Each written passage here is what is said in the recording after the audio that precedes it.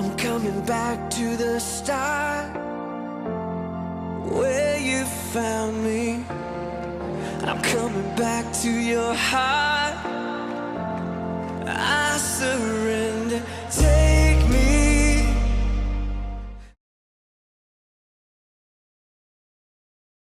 마태복음 26장 36절로 46절까지의 말씀입니다.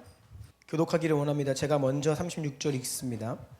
이에 예수께서 제자들과 함께 겟세마네라 하는 곳에 이르러 제자들에게 이르시되 내가 저기 가서 기도할 동안에 너희는 여기 앉아 있으라 하시고 베드로와 세베대의 두 아들을 데리고 가실새 고민하고 슬퍼하사 이에 말씀하시되 내 마음이 매우 고민하여 죽게 되었으니 너희는 여기 머물러 나와 함께 깨어 있으라 하시고 조금 나아가사 얼굴을 땅에 대시고 엎드려 기도하여 이르시되 내 아버지여 만일 할만하시거든 이 잔을 내게서 지나가게 하옵소서.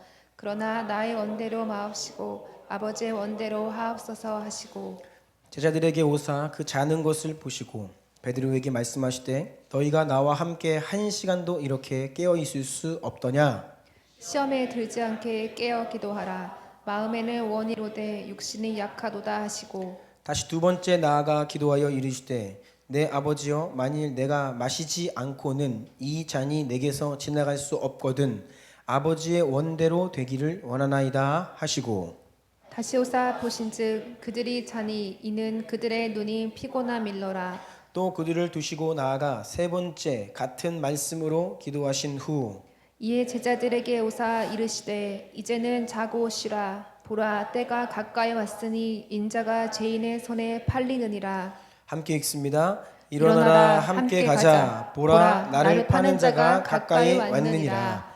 아멘. 기도드리겠습니다. 존귀하신 예수님 감사합니다. 우리를 부르셔서 하나님 자녀 삼으시고 오늘도 하나님을 아버지라 부르며 예배드리게 하시니 감사드립니다.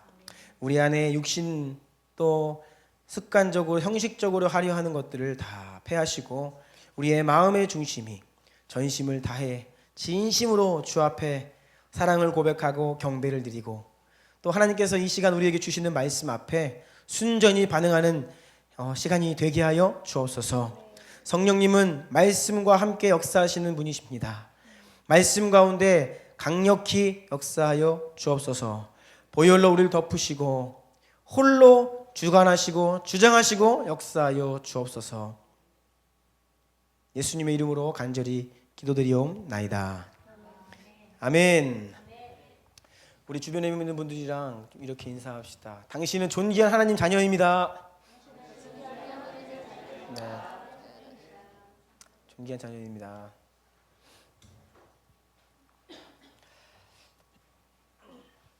오늘은 교회 절기상 종려 주일입니다.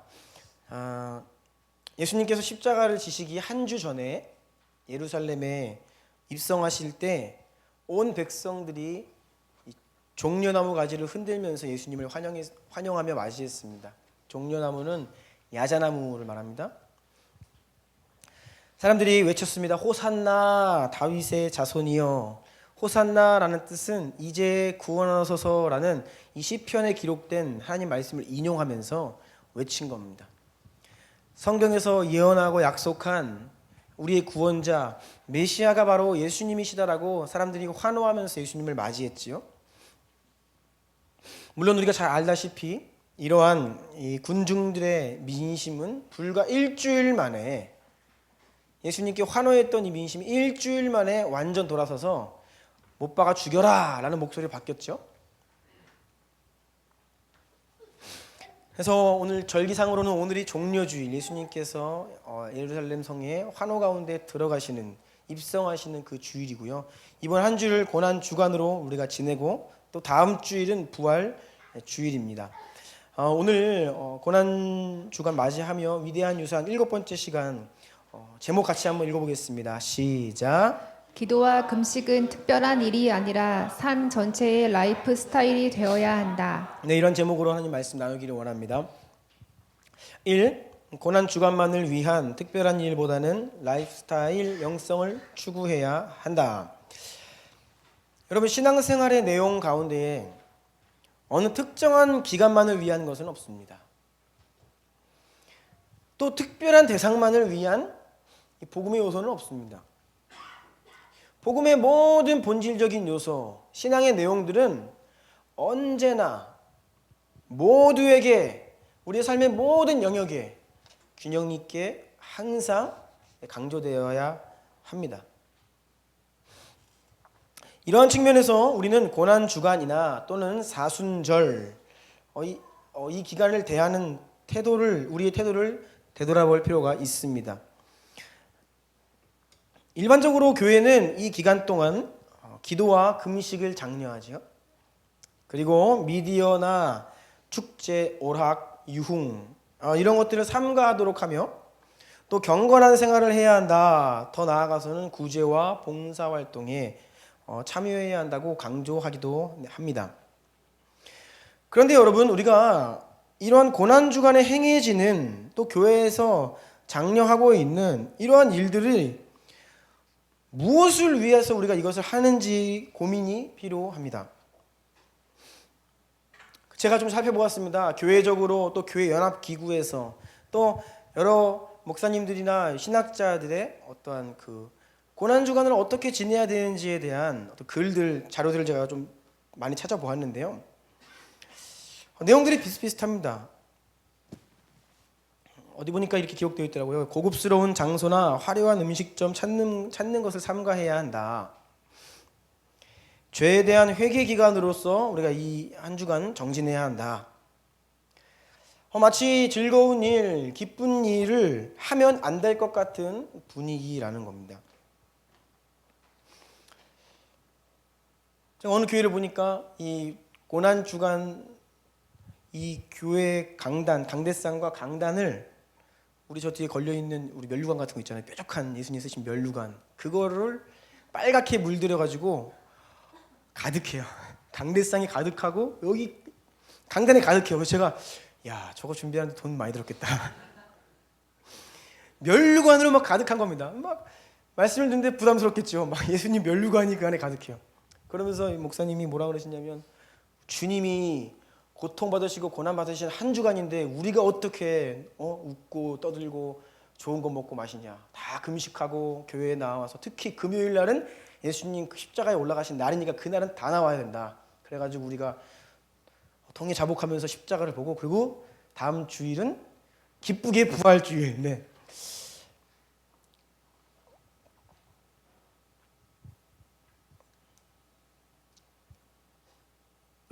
우리는 이미 예수님이 십자가 위에 오르셨고 고난 다 당하셨고 죽으셨고 3일 만에 부활하셨고, 이러한 이 복음의 완성을 우리가 가지고 있죠. 그렇죠?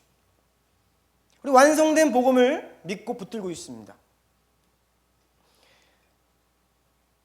복음은 우리에게 완성된 채로 와 있는데, 우리가 고난주간이라 하여서 이 부활의 영광과 기쁨은 잠시 있고 이 십자가의 고난만을 가지고 슬퍼하며 이렇게 나아가야 된다라고 하는 것, 좀 고민이 필요합니다.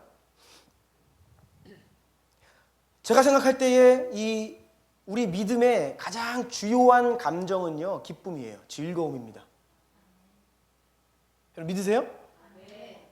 기쁨과 즐거움이 우리 신앙생활의 믿음의 주요한 감정이 되어야 합니다. 물론 때로 우리가 십자가 때문에 슬프기도 하고 세상을 바라보며 통회하고 자복하고 또 슬퍼하기도 하지만, 그럼에도 불구하고 우리의 신앙의 주요 이 감정은 기쁨과 즐거움이 되어야 합니다. 왜요? 여호와를 영원토록 즐거워하는 것이 우리의 첫 번째 부르심이기 때문이죠. 그래서 간혹 신앙이, 어떤 교회가 이 메인 영성이 막 슬퍼하고 아파하고 이게 메인 영성이 되면 그 교회는 곁길로 갑니다. 죄에 집중하고, 세상에 죄악이 많고 안타까운 것은 사실이지만 그것만을 지나치게 집중하면 신앙이 왜곡되게 되어 있습니다. 여러분, 우리는 이런 완성된 복음을 가지고 있고 이미 부활하신 주님이 우리 안에 계시고 우리와 함께 하시는데, 우리가 이 기쁨과 즐거움을 하고, 이번 주는 고난주간이니까 십자가만, 이런 것은 좀 고민이 필요하다는 거예요.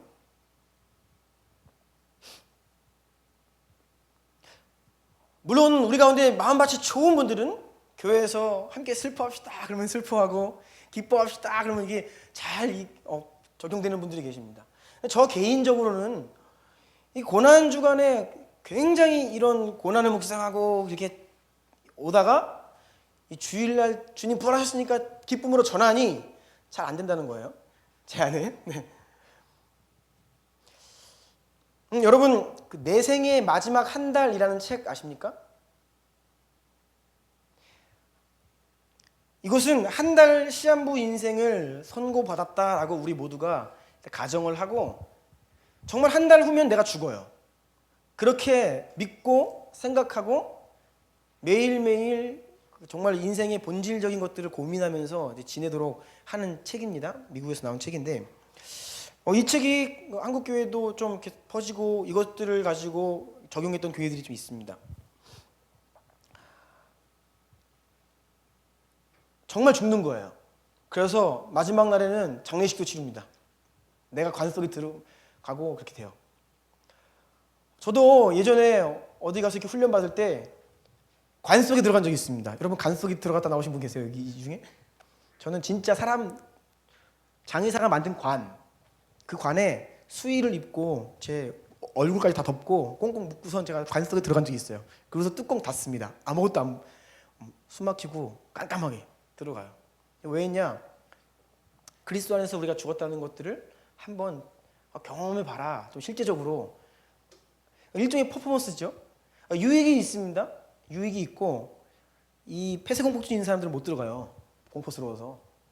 그런데 모르겠습니다. 저는 뭐 그게 그래 내가 예수 안에서 죽고 다시 살아났다라는 것들을 생각하면서 뭐 그거 했는데 저는 그렇게 크게 그게 와닿지 않더라고요. 감정이입이 잘 안 되더라고요. 저 개인적으로는. 우리가 이게 죽고 산다 어떤 이런 것들을 실제적으로 알려주고 경험시키기 위해서 일종의 퍼포먼스를 합니다. 교회 안에서도 퍼포먼스가 때로 있습니다. 그런데 여러분 이거 좋아요. 적용하는 측면에서는. 그런데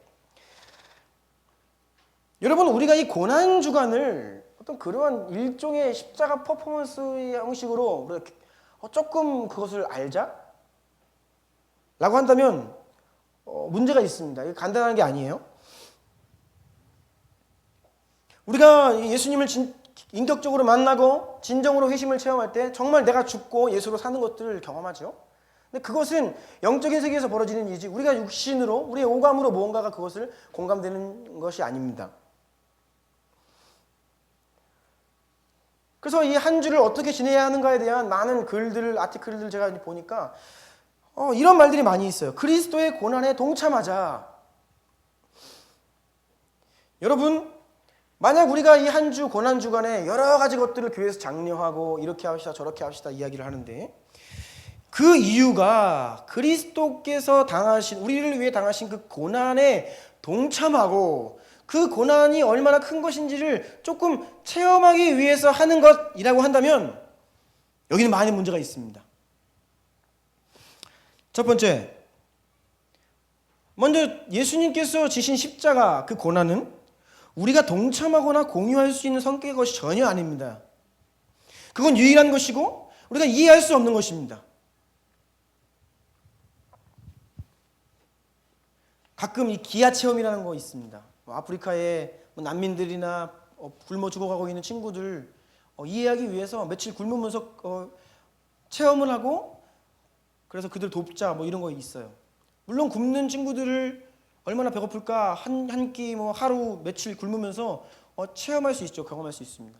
여러분 십자가는요. 그런데 이렇게 무슨 체험할 수 있는 게 아니라는 겁니다. 우리가 조금 뭐 굶고 조금 힘들면 예수님의 십자가 동참하거나 경험할 수 있는 그런 성격의 것이 아니에요. 두 번째, 성경은 예수님께서 당하신 육체적인 고통에 대해서 그다지 비중 있게 다루고 있지 않다는 것입니다. 십자가는 굉장히 끔찍한 형벌이었습니다. 그래서 이 예수님께서 당하신 십자가 형벌이 얼마나 참혹한 것인지에 대한 연구 논문들도 있고요. 또 영화도 있죠. 패션 오브 크라이스트 보면 정말로 성경에서는 우리가 성경만 봐서는 조금 공감이 안 될 만한 굉장히 그 비참한 실상을 우리가 딱 영상으로 보면 정말 예수님 당한 고통이 보통이 아니었다는 것을 우리가 알 수 있습니다. 예수님 당하신 육신의 고통이 정말 끔찍하고 비참하고 참혹했다는 것은 사실입니다. 하지만 사복음서를 보면 예수님 당하신 육신의 고통에 대해서 그렇게 비중 있게 소개하지 않습니다. 만약에 그게 관심이었다고 하면 성경 기자들은 더 자세하게 예수님이 얼마나 참혹하게 맞으시고 돌아가셨는지를 더 구체적으로 증언해야 했습니다. 그런데 그것에 대해서 그렇게 비중 있게 다루고 있지 않다라는 것입니다. 물론 성경을 보면 그리스도의 남은 고난을 내 육체에 채우노라라는 바울의 고백도 있고요. 예수님도 너희 스스로의 십자가를 지고 나를 따르라라고 하셨습니다. 마치 이게 예수님의 고난에 동참하는 것 같은 이미지로 다가올 수 있는데 그렇지 않습니다. 이것은 예수님 십자가 고난에 동참하라는 뜻이 아니고 예수님을 주인 삼고 예수님을 따르는 제자의 삶을 살아라는 부르심이지, 우리한테 예수님 당한 십자가 고난 너희도 한번 당해봐라, 한번 경험해봐라, 그것이 얼마나 큰 것인지 이런 의미로 말씀하는 게 전혀 아니라는 것이에요. 여러분, 우리가 엄밀히 말해서 십자가 고난에 동참한다, 체험한다 라고 한다면 이것은 고행이나 자해를 추구하는 잘못된 그 신앙과 노선을 같이 하는 것입니다. 정도만 틀릴 뿐이에요. 그래서 이맘때쯤 되면 필리핀이라는 나라에서는 실제로 수많은 사람들이 예수님처럼 십자가에 못 박힙니다. 네, 진짜로 못 박아요. 사람을 못 박아요. 발도 뚫어요. 고통을 막 당합니다. 예수님의 고통을 경험하겠다는 거예요. 그리고 병원에 실려가고요, 죽기도 합니다. 근데 그런 행렬들이 많아요. 한두 사람 달리는 게 아닙니다. 그 행사가 있어요. 여러분, 만약에 예수님 고난에 동참한다, 경험한다라고 했을 때 정말 그렇게 해야 더 동참하고 경험하는 것이죠. 우리가 뭐 한두 끼 굶는다고 뭐 얼마나 고난에 동참하겠어요. 경험을 하고요. 만약에 그런 이유로 한다면 그렇게 진짜 못 박혀보는 게 더 낫다는 것이죠.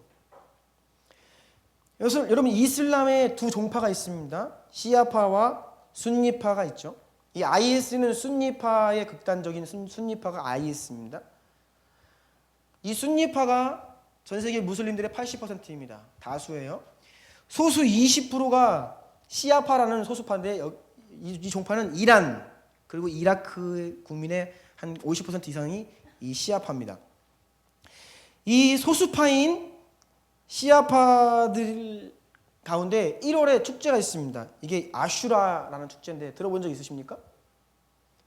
이게 정말 비참한 축제입니다. 1월에 열흘 동안 이 축제를 갔는데, 이 축제 왜 갔냐? 이 시아파는 무함마드의 외손자인 후세인을 추종하는 그룹들이에요. 근데 무함마드의 외손자인 후세인이 당시에 굉장히 비참하게 죽임을 당했습니다. 막 찢겨 죽였어요. 그래서 그 후세인을 추종하는 이 시아파 그룹들은 1월에 열흘 동안 이 축제 기간 후세인의 비참한 죽음을 애도하고 그것을 한번 경험해보자 라고 하여서 자신의 몸을 자해하는 축제를 벌입니다. 이게 아슈라예요. 이거 피의 축제입니다. 정말 피가 강같이 흐릅니다. 이거 눈뜨고 못 봐요.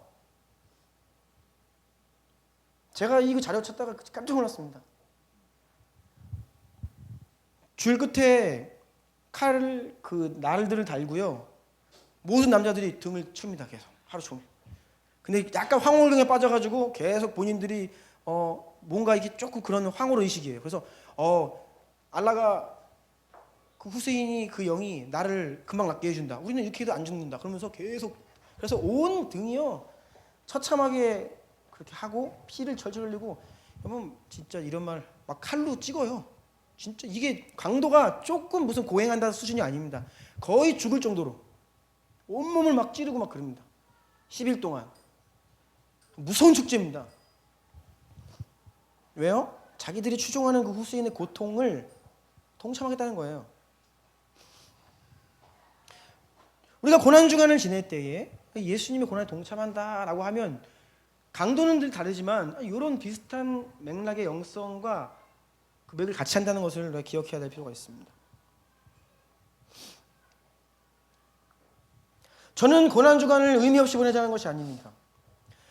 교회에서 그 고난주간에 우리에게 장려하는 그 일들이 무의미하다는 것이 아닙니다. 나쁜 것이 아닙니다. 그 본래의 의미가 무언지 제대로 하자는 거죠. 여러분, 우리가 고난주간에 무언가를 한다면 그것은 단지 고난주간에 끝나버려서는 안 되는 것입니다. 즉, 특별 기간용 복음은 없어요. 고난주간만을 위한 무언가는 없습니다. 정말 우리가 이 한 주간 고난주간을 미디어 금식을 한다라고 하면 그게 뭡니까? 미디어를 좀 차단하고 예수님께 집중하자는 거잖아요. 그러면 예수님께 집중하기 위해서 미디어가 조금 방해가 된다라는 인식이 있는 거잖아요. 그런 인식 가운데 우리가 한 주를 미디어 금식을 한다라고 하면요, 그것은 고난주간에만 할 게 아니라 우리의 평생의 삶 속에서 미디어를 어떻게 멀리할 것인가를 고민하고 적용해야 한다는 것이죠. 이 고난주간에만 할 게 아닙니다.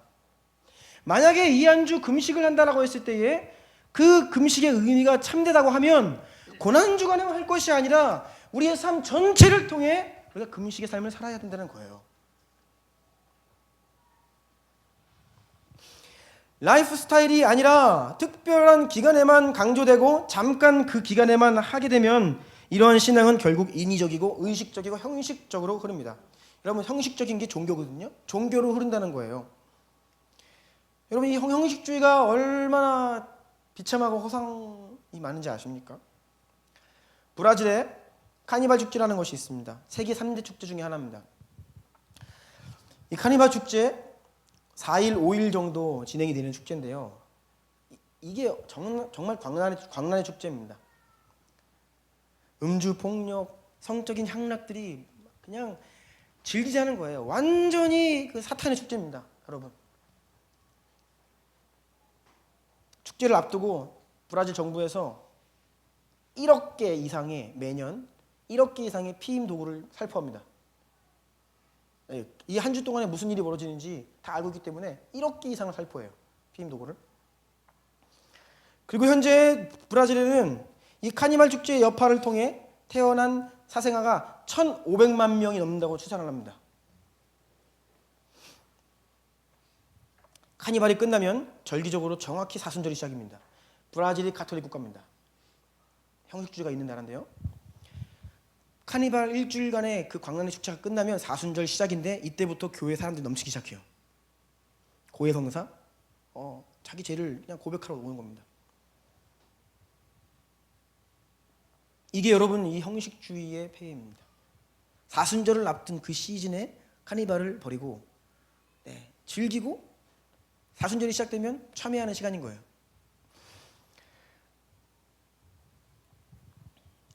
우리는요, 이 고난주간, 부활절, 의식이 되면 안 되고 행사가 되면 안 됩니다. 그러니까 저는 가급적 이벤트를, 행사를 지향합니다. 하지 않아요. 그리고 우리가 절기에 합당한 이 메시지를 나눈과 동시에 이것이 단지 우리 일주일용이 아니라 우리의 전 삶을 통해서 적용되어야 한다라는 것입니다. 그래서 오늘 좀 보다 본질적이고 지속적인 라이프 스타일로 추구해야 할 것들에 대해서 나누고 이번 한 주간 우리가 적용할 뿐 아니라 평생의 삶으로 적용하기를 간절히 원합니다. 저는 오늘 예수님이 당하신 고난 자체보다는 예수님께서 그 고난을 어떻게 이기실 수 있었는지에 대해서 좀 살펴보기를 원합니다. 큰 2번입니다. 큰 2번. 다 같이 읽어볼게요. 시작. 예수님은 십자가에 달리시기 전날 밤 엄청난 영적 돌파를 경험하셨다. 예수님은 6월절 마지막 만찬 이후 제자들과 함께 감람산 겟세마네 동산으로 향하셨습니다. 왜냐하면 예수님 기도하려고 가신 겁니다. 예수님은 그 밤에 반드시 기도하셔야만 했습니다. 왜냐하면 기도하지 않고서는 감당할 수 없는 내면의 극심한 고통과 괴로움, 슬픔에 잠겨 계셨기 때문입니다. 오늘 우리가 읽은 본문 보면 고민하고 슬퍼하셨고 예수님 스스로 말씀하시기를 내가 매우 고민하고 슬퍼 죽게 되었다라고 말씀하셨어요. 마태복음 26장 37절 38절을 우리말 성경으로 읽어주십시오.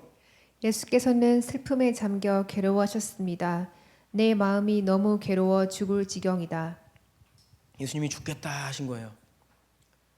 예수님이 생애 가운데 유일하게 하신 말씀입니다. 죽겠다. 죽을 만큼 괴로우셨습니다. 그래서 예수님은 그 괴로움을 이기시기 위해 기도의 자리로 나아가셔야만 했습니다. 그런데 예수님께서 얼마간의 기도를 끝마치신 후에 모습이 완전히 180도 바뀌십니다. 26장 46절 다 같이 읽어볼까요? 시작. 일어나라 함께 가자. 보라 나를 파는 자가 가까이 왔느니라. 제가 일부러 느낌표를 딱 찍었습니다. 이게 그 감정적으로 이렇게 힘차게 읽어야 되는 본문입니다. 일어나라 함께 가자. 보라 나를 파는 자들이 가까이 왔다. 조금 전까지 예수님께서 죽을 것 같다고 너무 괴롭고 슬픔에 차 계신 그 예수님께서 이 기도를 마치신 이후에 영적인 돌파를 경험하신 거예요. 예수님은 오래전부터 자신이 감당하셔야 될 십자가 고난을 명확하게 깨닫고 인식하고 계셨습니다. 하지만 여러분, 예수님이 앞으로 장차 십자가 고난을 당하셔야 한다는 것을 알고 계신 것과 직접 그 십자가 고난을 당하시는 자리로 나아가시는 것은 다른 차원인 거예요. 여러분, 우리 인생을 향한 하나님의 뜻을 아는 것도 굉장히 중요합니다. 그런데 그것을 알고 순종하는 것은 또 다른 차이입니다. 하늘과 땅 차이예요. 저는 어렸을 때부터 제가 목사가 되어야 한다는 것을 알았습니다. 부모님의 간증을 통해 그런 분위기를 통해서 제가 하나님이 나를 부르시는구나, 저는 어렸을 때부터 알았어요. 그래서 제가 한 번도 다른 거 하고 싶다고 얘기한 적이 없습니다. 제가 극심히 방황할 때에도. 그런데 하나님의 뜻을 제가 아는 것과 네 주님 제가 그것을 하겠습니다 라고 순종하면서 그 발걸음을 내딛는 것은 다른 차원이라는 거예요. 비로소 23살 됐을 때에 네 주님 그렇게 할게요 라고 순종했다는 것이죠. 모세도 마찬가지입니다. 모세가 이스라엘 백성들이 이집트에서 포로기에 태어났습니다. 모세는 어렸을 때부터 하나님께서 자기를 통해 이 민족을 이집트로부터 구원하실 것을 깨달았습니다. 하나님이 나를 통해 구원하실 거라 알았어요. 그런데 안다고 되는 게 아닙니다. 자기 혈기로 뭐 안 됐습니다. 그래서 나이 80세가 될 때까지 결국 그 뜻을 이루지 못하죠. 우리에게는 두 가지 차원의 문제가 있는 거예요. 우리를 향한, 나를 향한 하나님의 계획과 뜻을 아는 것, 알면 됩니까? 아니요. 순종하는 것은 다 다른 차원의 문제라는 것입니다. 예수님도 자신의 데스티니를 이루시는 데에, 그것을 순종하시는 데에 이 밤에 돌파가 필요하셨던 거예요. 그 길은 알겠는데 십자가를 아시겠는데 그것 때문에 죽을 만큼 괴로우셨던 거예요. 감당할 수 없는 고통 때문에. 예수님도 뜻을 아셨지만 그것을 순종하기 위해 돌파가 필요했는데, 여러분 우리는 어떻겠습니까? 우리도 다 그런 과정들이 필요하죠. 예수님께서 이 겟세마네에서 경험하신 영적인 돌파는 기도와 금식 가운데 이루어진 것입니다. 그날 밤 예수님께서 얼마나 간절하게 절박하게 기도를 들으셨냐면, 누가복음 병의 본문에 보면 예수께서 힘쓰고 애써 더욱 간절히 기도하시니 땀이 땅에 떨어지는 핏방울 같이 되었다. 의사들은 실제로 모세혈관이 터져서 땀에서 피가 섞여 나올 수 있다고 말합니다. 어찌되었든 이날 예수님의 기도는 정말로 간절한, 사생결단을 한, 배수의 진을 친 그런 기도였습니다. 예수님은 그런 간절한 기도를 통해서 영적인 돌파를 이루신 겁니다. 뿐만이 아니라 예수님은 그 밤에 십자가를 앞두시고 금식하셨습니다. 작년 고난주간에 제가 이 최후의 만찬에 대해서 묵상을 하는데, 특별히 누가복음 본문을 보면 예수님께서 마지막 만찬 자리에서 자신은 빵과 포도주를 드시지 않고 제자들에게 나눠주시는 장면이 기록되어 있습니다.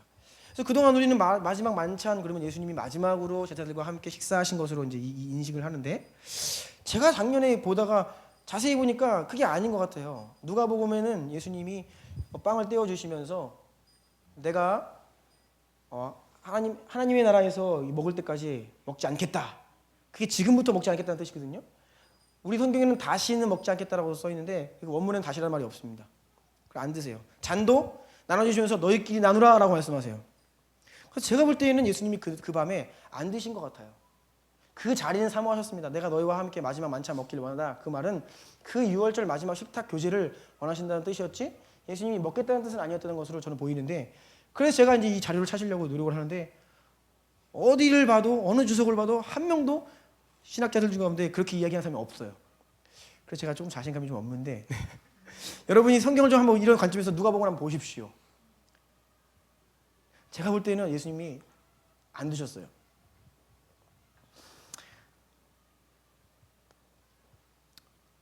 그런데 여러분, 그 밤에 예수님이 기도와 금식으로 결국 돌파를 경험하시고 하나님의 뜻에 순종하기로 이제 아멘 하셨는데,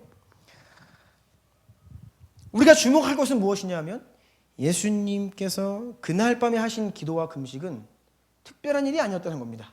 고난주간이어서 특별히 금식하고 기도하신 게 아니었다는 거죠. 예수님의 공생애를 보면 예수님은 늘 기도의 삶, 금식의 삶을 사시던 분이셨습니다. 그리고 결국 기도와 금식의 삶을 사시면서 치열했던 십자가 영적 전쟁 앞에서도 그 늘상 하시던 대로 기도와 금식으로 승리하신 거죠. 누가복음 22장 39절 보면 예수께서 나가사 습관을 따라 감람산에 가셨다.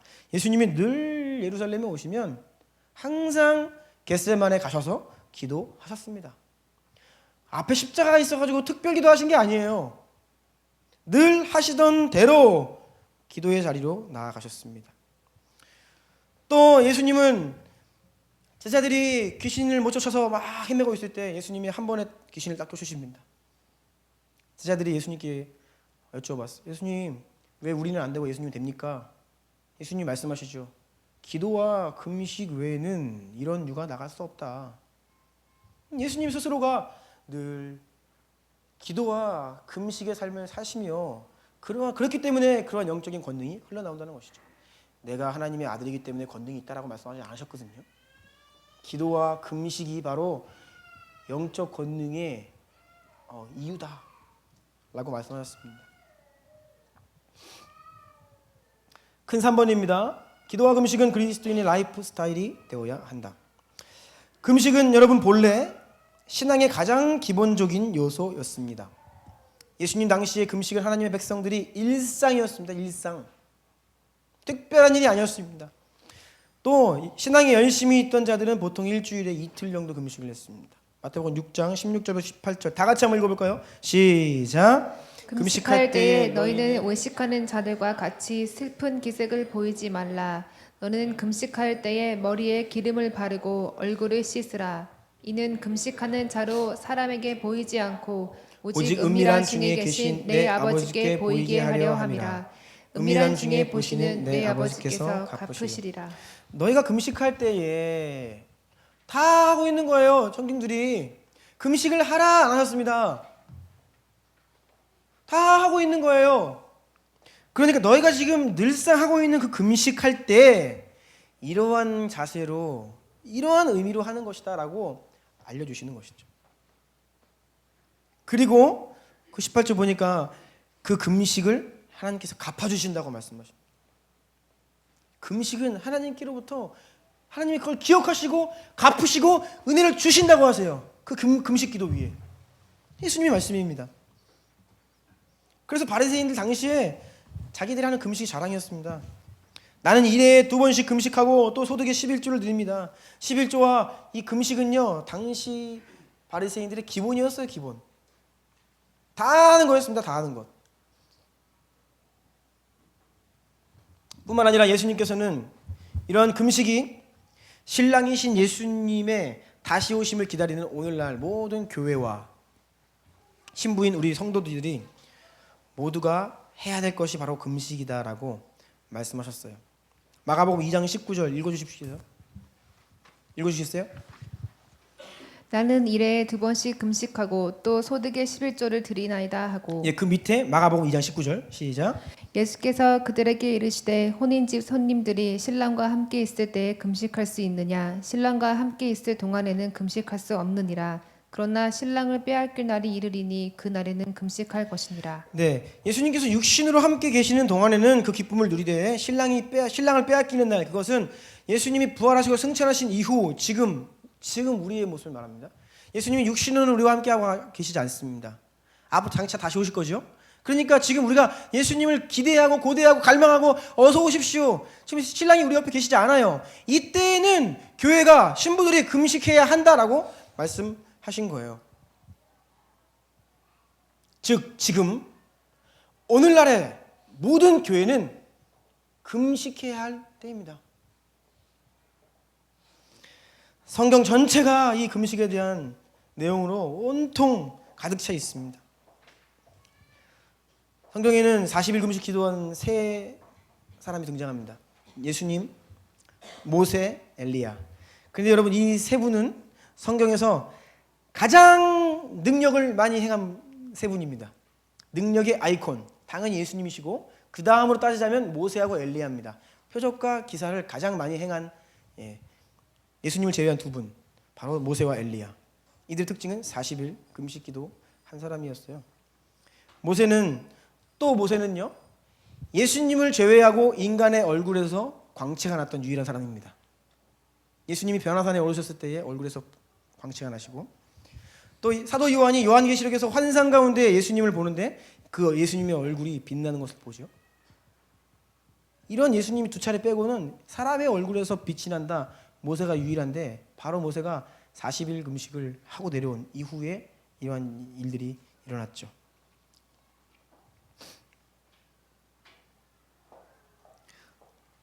이 세 분뿐이 아니라 장기 금식한 케이스도 많이 있습니다. 다니엘도 금식을 여러 차례 했는데 하나님의 뜻이 성취되기를 위해서 금식했고요. 또 한 번은 다니엘이 마지막 때에 대한 환상을 보는데 그 의미를 몰라요. 그러니까 하나님께 그 의미가 무엇입니까? 여쭤보면서 3주를 금식합니다. 다윗은 바세바를 통해 낳은 아이가 아프고 죽을 위험이 있자 일주일 동안 금식을 하는 모습을 봅니다. 성경에는요 이런 금식하는 이야기들로 가득 차 있습니다. 바울은 하나님께 지시를 받기 위해 금식했고 정기적으로 금식했고요. 주님 처음 만났을 때 3일 동안 금식했고요. 그리고 자신의 삶 자체가 금식의 삶이었다라고 바울은 수차례 고백을 합니다. 시간 관계상 다 말씀드릴 수 없습니다. 다 기록했습니다.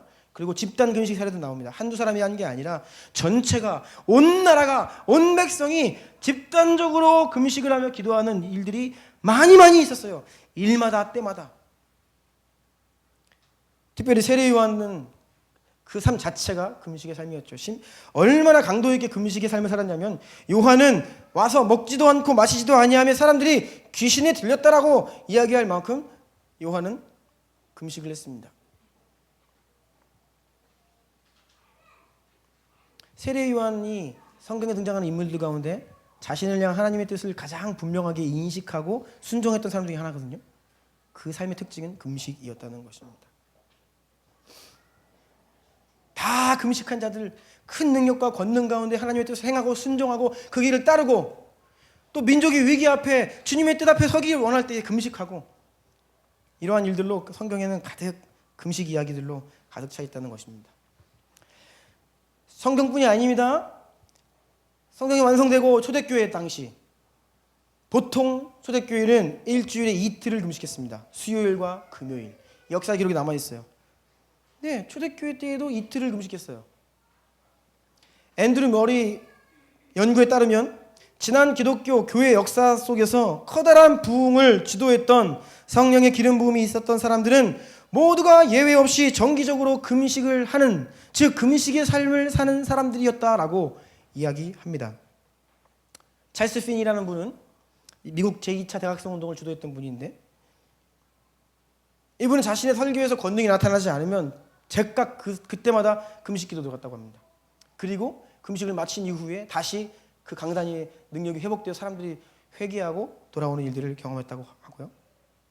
우리가 잘 알고 있는 조지 필드, 조나단 에드워즈, 데이비드 브레이너드, 찰스 웨슬리, 존 웨슬리, 존 질 레이크 이런 모든 분들이 다 정기적인 금식의 삶, 뭐 특별한 때가 아니라 금식의 삶을 살았던 분입니다. 존 질 레이크는 시카고의 한 보험회사 직원이었습니다. 목사님이 아닙니다. 보험회사 직원이었는데 이분이 금식의 삶을 살면서 주님께 기도의 인생을 보험회사 직원이 수많은 사람을 치유하고 고치고 기적을 일으키는 그런 하나님의 사람으로 귀하게 쓰임받았어요. 여러분, 금식은 기도와 함께 그리스도인에게 가장 기본적이고 필수적인 것이었습니다. 그런데 오늘날 현대교회에서 금식은 매우 특별하고 예외적인 일로 전락했죠. 비일상적인 일로 되어버렸습니다. 여러분, 우리가 성경을 읽을 때 많은 경우에 의문을 갖습니다. 왜 성경에 기록된 하나님은 이렇게 역사하시고 놀랍고 막 그때는 죽은 자가 일어나고 병든 자가 낫고 초대교회 때는 기도하면 옥문이 열리고, 그런데 왜 오늘날 우리는 똑같은 하나님을 섬기는데 왜 우리는 그런 걸 경험 못해요? 라고 하면서 하나님에 대해 의심하고 신앙의 회의를 갖는 분들이 많이 계십니다. 여러분, 하나님은 그때나 오늘이나 동일하십니다. 아멘이세요? 근데 바뀐 게 하나 있습니다. 교회가 바뀌었습니다. 성도가 바뀌었어요. 우리는 그때만큼 주님을 의지하지 않습니다. 여러분, 금식은 형식이 아닙니다. 우리의 무슨 행위가 아니에요. 의지할 것이 아무것도 없기 때문에 주님 붙드는, 정말 주님이 하셔야 됩니다라는 고백입니다. 근데 오늘날 교회들이 금식 안 하잖아요. 그러니까 여러분, 하나님은 동일하시지만 초대교회 때처럼 역사 안 하시는 겁니다. 간단해요.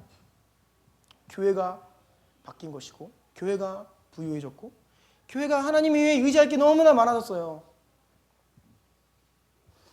전적인 믿음을 상실한 것입니다. 자, 큰 4번입니다. 같이 한번 읽어볼게요. 시작. 기도와 금식의 목적은 주님을 더욱 사랑하고 주님의 뜻에 순종하기 위함이다. 아멘. 그럼 기도와 금식, 금식은 단순히 음식을 먹지 않는 것을 넘어서서 유흥, 여러 가지 다른 것들, 절제하는 것들을 이 금식의 카테고리에 넣고요. 기도와 금식은 이 세상으로부터 육신의 필요를 채우는 것보다 하나님께로부터 더 많은 영적인 것을 얻기 위해 기도와 금식을 하는 겁니다. 마태복음 4장 4절 읽어볼까요? 시작. 예수께서 대답하여 이르시되 기록되었으되 사람이 떡으로만 살 것이 아니요 하나님의 입으로부터 나오는 모든 말씀으로 살 것이라 하였느니라. 네, 우리의 육신의 필요가 있지요. 그런데 그냥 우리 육신의 필요를 채우는 것으로 만족하는 인생 살지 않겠다는 겁니다. 주님, 이것보다 눈에 보이지는 않지만 하나님이 하늘로부터 내려주시는 그 은혜, 영적인 신령한 것을 내가 사모합니다 라고 고백함으로 나아가는 것이 기도와 금식이라는 겁니다. 이 말씀에 아멘, 삶으로 아멘하는 것이 바로 기도와 금식입니다. 바로 이번 기도와 금식은 하나님을 섬기는 예배이며 하나님께서 일하시는 방법이다. 누가복음 2장 36절 읽어주세요. 또 아셀 지파 바누엘의 딸 안나라 하는 선지자가 있어 나이가 매우 많았더라. 그가 결혼한 후 7해 동안 남편과 함께 살다가 과부가 되고 84세가 되었더라. 이 사람이 성전을 떠나지 아니하고 주야로 금식하며 기도함으로 섬기더니. 안나가 평생을 주의 전에 거하며 기도와 금식으로 섬겼다. 하나님을 섬기다는 것은 예배하다, 섬기다 같은 의미입니다. 여러분, 기도와 금식은요, 나한테 포커스가 되는 게 아니에요. 하나님을 섬기는 겁니다. 예배예요, 예배. 기도와 금식은 예배입니다. 하나님을 섬기는 거예요. 필수적인 거죠. 교회가 늘 해야 하는 것이죠. 안나가 그랬습니다. 또 여러분, 기도는 하나님께서 일하시는 방식입니다. 야고보서 말씀 보면 너희가 얻지 못하면 구하지 않기 때문이다. 기도하지 않기 때문에 얻지 못한다라고 기록되어 있습니다. 주님을 철저히 의존하며 주님께 구해야 되는데 스스로 의지할 것이 많이 생겼어요. 여러분, 기도, 금식은요, 뛰어난 사람들이 하는 거 아닙니다. 의지가 강한 사람이 기도와 금식을 하는 거 아니에요. 내가 40일 금식 기도를 몇 번 했습니다 자랑하는 분이 계시면 그거 잘못한 겁니다. 금식기도. 금식은요, 그렇게 잘할 수 있는 사람이 하는 게 아니라 연약한 자가 하는 거예요. 왜 합니까? 나에게 능력이 없고 내가 초라함을 알기 때문에 주님을 의지하는 것이죠. 주님의 능력으로 살겠다는 것입니다. 연약한 자들의 고백인 거예요. 지극히 연약한 자들. 그러니까 여러분, 기도와 금식은 정말 초라한 자가 하는 겁니다. 조금 살만하고 조금 내가 내 힘으로도 할 수 있다라고 여기는 자가 기도하지 않고 금식하지 않는 거죠. 그러니까 오히려 우리는 강한 자가 하는 그 기도와 금식을 하는 것이 아니라는 것. 바로 3번입니다. 기도와 금식은 자신의 연약함에 직면하고 그리스도의 능력에 의지하는 것이며 영적 권능을 받는 통로다. 금식하면 우리 연약함이 확인됩니다. 본성이 드러납니다. 한 끼를 굶으면 성질이 나빠지고 성격이 나오고, 하루를 굶으면 성질 부릴 힘도 없어지죠. 내 연약함에 직면하는 겁니다. 항복하는 거예요, 하나님께. 우리 교육자들은 정기적으로 금식합니다.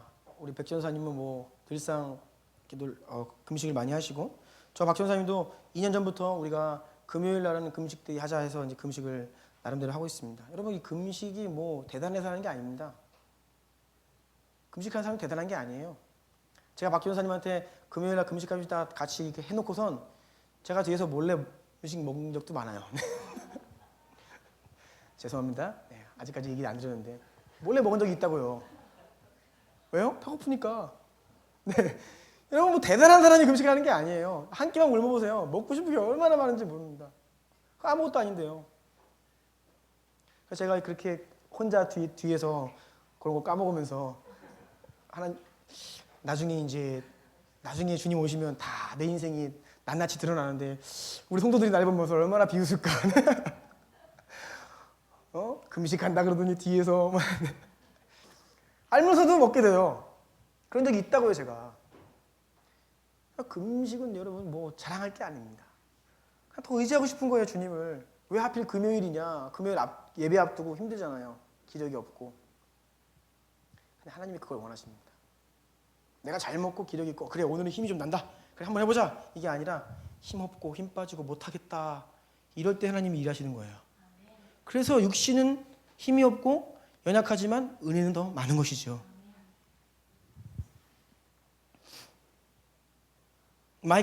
아이합의 마이크 비클이 1년에 365일 중에 100일 이상을 금식합니다. 그러면 아이합은 기본적으로 스텝이 되려면 일주일에 하루 금식해야 되고 한 달에 3일씩 금식합니다. 매달 1, 2, 3일은 그냥 금식하는 날이에요.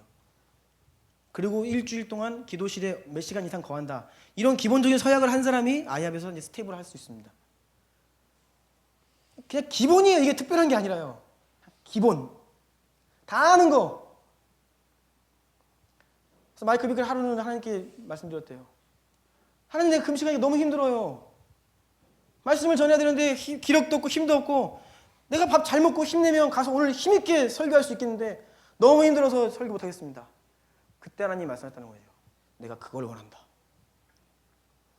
네가 못하겠다고 말하는 거 그걸 원한다. 너 힘없지? 기력 딸리지? 못하겠지? 그래, 그걸 원한다. 그렇게 나가서 설교해라.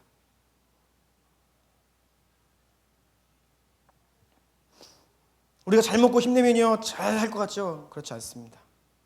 배고프고 힘이 없는데 못할 것 같죠? 아니요. 은혜가 있죠. 바로 4번입니다. 기도와 금식은 주님을 더욱 사랑하기 원하고 주님의 뜻을 따르기 원하는 자들의 라이프 스타일이다. 여러분, 우리 주님 고난 동참하려고 금식하는 거 아닙니다. 몇 끼 금식하는 걸로 주님 고난 동참 어떻게 합니까? 여러분? 못해요. 주님 더 바라보기 원하는 마음이에요. 연약하기 때문에 주님의 권능 힘입지 않고서는 살 수가 없습니다 라고 삶으로 고백하면서 주 앞에 정말 연약한 자들이 서는 것이 바로 기도와 금식입니다. 시편 27편 4절, 우리가 이 고백하기 원합니다. 시작. 내가 여호와께 바라는 한 가지 일, 그것을 구하리니 곧 내가 내 평생에 여호와의 집에 살면서 여호와의 아름다움을 바라보며 그의 성전에서 사모하는 그것이라. 아멘이십니까? 아멘. 여러분, 이 마음으로 우리가 기도와 금식의 자리로 나아가는 겁니다. 누가복음 10장 42절을 보면 주님 곁에 머물렀던 마리아를 향한 예수님께서 그 마르다가 열심히 일하느라 힘들었잖아요. 그때 예수님이 이렇게 말씀하셨어요. 몇 가지만 하든지 혹은 한 가지만이라도 족하니라. 마리아는 이 좋은 편을 택하였으니 빼앗기지 아니하리라. 우리가 온교회적으로 말씀과 기도 매일매일 합시다. 코람데오 운동을 하고 있습니다. 여러분, 여기 한 가지 더 하고 싶어요. 뭐요? 금식. 그래서 이 고난주간을 맞이하여서 이거 우리 교회적으로 한번 시작하고 싶어요. 한 끼라도 좋습니다. 그런데 우리가 이번 주에 결단하고 나아가는 것은 고난주간용 금식이 아닙니다. 여러분, 이거 한 번 딱 하고 끝나면요 아무 의미 없어요. 형식주의로 흐릅니다. 앞으로 계속 하자는 거예요. 일주일에 한 끼라도. 우리 예찬이 1학년은 얼마큼 금식해요? 한 달에 한 끼 하나요? 하루 하나요? 두 끼, 한 달에 두 끼. 1학년도 한 달에 두 끼예요. 특별한 일이 아닙니다, 여러분. 1학년 학생들 두 끼 한다고요. 두 끼 아이들 금식하고 그냥 하는 게 아닙니다. 금식하고요. 그 두 끼 분량의 그 밥값을 선교비로 보내요. 1학년은요. 그래서 예찬이는 1학년에서 몇 년 동안 공부했어요? 6년. 기도의 라이프 스타일이 됐네. 네. 그러면 1학년에서 나와서 지금 이제 대학 갔잖아요. 그걸 계속 해야 되는 거예요. 나 1학년 졸업했으니까 이제는 자유다. 마음껏 먹자 하면 근데 1학년 틀 안에 갇히는 형식주의가 되는 거죠. 여러분, 이거 아시겠습니까? 고난주간 땡 했으니까 막 이런 의미에서 여러분, 우리가 한 주 동안에 뭐 좋은 거 먹을 수 있습니다. 만약에 한 주 동안에 우리가 좋은 데 가지 말아야 되면요, 우리는 평생 가지 말아야 돼요. 다만 한 주간 좀 더 주님의 십자가를 바라보고 주님께서 십자가에서 이루신 일들을 우리가 더 가까이 하기 위해서 많은 적용들을 할 수 있습니다. 근데 그것을 하고 그것이 우리의 삶 전체 라이프 스타일로 적용하는 우리가 되기를 간절히 원합니다. 네, 우리 한번 기도합시다. 여러분, 제가 원하기는 이번 한 주 좀 핸드아웃을 좀 가지고요, 제가 또 드렸던 몇 가지 질문들에 대해서 여러분 스스로 좀 고민하는 시간 갖기를 원합니다. 그동안 고난주간이면 늘상 했던 특별 기도, 특별 금식, 여기 특별자를 빼야 됩니다. 네. 마땅히 그것은 고난주간에 해야 될 것이며 우리의 평생의 삶 속에서 해야 될 것이라는 것을 여러분 우리 마음에 기억하면서 한번 기도하기를 원합니다. 기도와 금식 이외에는 이런 유가 나갈 수 없다 말씀하신 예수님. 예수님은 십자가 고난을 앞두시고 기도와 금식으로 돌파하셨는데 그것은 그때만을 위한 특별한 것이 아니었다는 것입니다. 주님의 평생의 삶이 기도와 금식의 삶이었다는 것을 기억합시다. 우리가 환난과 위기 때에 왜 기도할 수 없느냐? 기도의 삶이 안 됐기 때문이죠. 고통을 만나도 돌파할 수 있는 힘이 없습니다. 왜요? 평소에 기도와 금식이 안 됐기 때문입니다. 이번 고난주간을 맞이하여서 우리에게 잃어버린 이 영성, 원래 하나님께서 초대교회 가운데부터 또 한국교회 위에 심어주신 기도와 금식의 이 유업들이 우리 교회 가운데 회복되는 고난주간 되기를 원합니다. 아버지여, 내 삶 가운데, 우리 교회 가운데 남은 주님 오시는 그날까지 우리의 삶이 기도와 금식의 삶으로 전환되고 더욱 깊어지길 원한다고 우리 주여 한번 부르고 간절히 기도하기를 원합니다.